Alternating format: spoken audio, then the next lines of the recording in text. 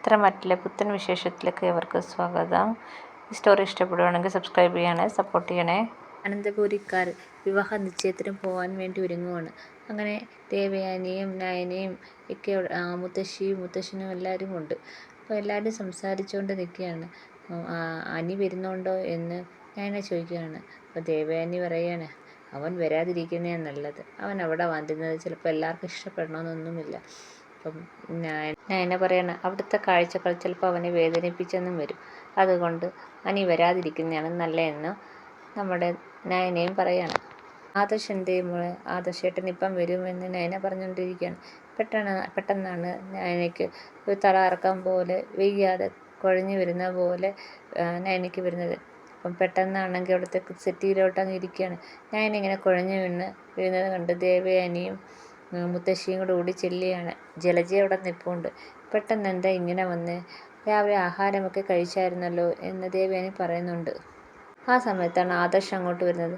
ആദർശിനോട് പറയണം, നയന മോൾക്ക് സുഖമില്ല, നീ എന്തായാലും ഉടനെ തന്നെ ഹോസ്പിറ്റലിൽ കൊണ്ടുപോയിട്ട് വന്നാൽ മതി. നയന പറയണം, കുഴപ്പമില്ല അമ്മ, ഇപ്പം അങ്ങ് മാറി, പ്രശ്നമൊന്നുമില്ല.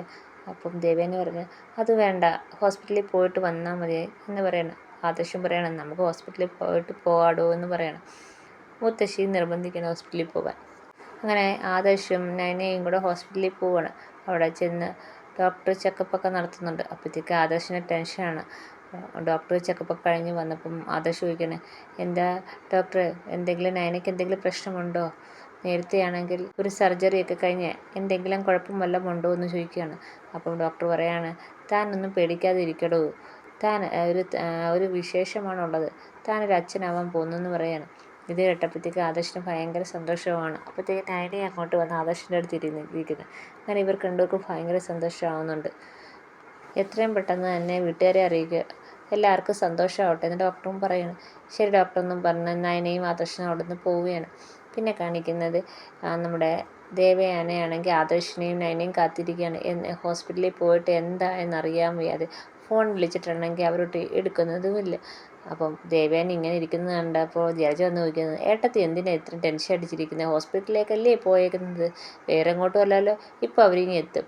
അല്ല, എന്തോന്ന് ഹോസ്പിറ്റലിലെ കാര്യമൊന്നും അറിഞ്ഞില്ല, അതുകൊണ്ടാണ് ടെൻഷൻ അടിച്ചിരിക്കുന്നതെന്ന് ദേവയാനി പറയുകയാണ്.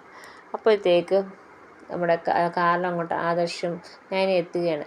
അപ്പോൾ ദേവയാനി ഓടിച്ച് ചോദിക്കുന്നത്, എന്താ മോളെ, എന്താ കാര്യം, എന്തു പറ്റിയതാണ് എന്നൊക്കെ ചോദിക്കുകയാണ്. അപ്പോൾ അവരൊന്നും പറയുന്നില്ല. അപ്പോൾ ജലജയും ജാനകിയും മുത്തശ്ശിയും എല്ലാവരും എത്തുന്നുണ്ട്. അപ്പം എല്ലാവരും കൂടെ വന്നു കഴിയുമ്പോൾ ആദർശ് പറയാണ്, അമ്മ ഒരമ്മൂമ്മയാവാൻ പോവുകയാണെന്ന് പറയാണ്. ഇത് കേട്ടപ്പോഴത്തേക്ക് ദേവയാനിക്ക് ഭയങ്കര സന്തോഷമാവുകയാണ്. ദേവയാനിയാണെങ്കിൽ അപ്പോഴത്തേക്ക് നയനെ കെട്ടിപ്പിടിച്ച് ഉമ്മയൊക്കെ കൊടുക്കുന്നുണ്ട്. ഇതൊന്നും കണ്ടിട്ട് ജലജയ്ക്ക് അങ്ങോട്ട് ഇഷ്ടപ്പെട്ടിരുന്നില്ല.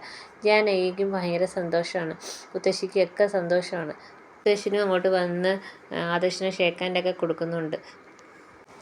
മുത്തശ്ശി പറയാണ്, എന്തായാലും നമ്മുടെ അനന്തപുരിയിൽ അടുത്ത തലമുറയാണ് വരാൻ ഇരിക്കുന്നത്, അതുകൊണ്ട് തന്നെ എല്ലാ കെയറും അതിന് കൊടുക്കണം, എല്ലാ ശ്രദ്ധയും കൊടുക്കണം എന്ന് മുത്തശ്ശൻ പറയുകയാണ്. ശരി മുത്തശ്ശ എന്ന് ആദർശം പറയുകയാണ്. ദേവയാനിക്കാണെങ്കിൽ സന്തോഷം കൊണ്ട് എന്ത് ചെയ്യണമെന്ന് അറിയില്ല. ദേവയാനിയാണെങ്കിൽ തിന്നാനൊക്കെ കൊടുക്കുന്നു, ജ്യൂസ് കൊടുക്കുന്നു, ഫ്രൂട്ട്സ് കൊടുക്കുന്നു, ആകപ്പാടെ ബഹളം തന്നെ. ജലജയാണെങ്കിൽ ഇതൊന്നും ഇഷ്ടപ്പെടാതെ ഇരിക്കുന്നത്. ജലജയ്ക്ക് ഒന്നാമത് തൻ്റെ ആബിയുടെ കുഞ്ഞല്ലാതെ പുതിയൊരു ആദർശിൻ്റെ കുഞ്ഞും കൂടെ വരാൻ പോകുന്നതിൻ്റെ ഒരു കുശുമ്പും ജലജയ്ക്കുണ്ട്. ജലജ ഇനിയിപ്പം ആ കുഞ്ഞിനെ എന്തെങ്കിലും ചെയ്യുമോ എന്ന് കണ്ടറിയണം. അങ്ങനെ നയനയും ആദർശും കൂടെ പിന്നെയാണ് നമ്മുടെ നന്ദുവിൻ്റെ നിശ്ചയത്തിനെത്തുന്നത്. നിശ്ചയത്തിനെത്തുമ്പം നിശ്ചയം മുടങ്ങി പോവുകയൊക്കെ ചെയ്യുന്നുണ്ട്.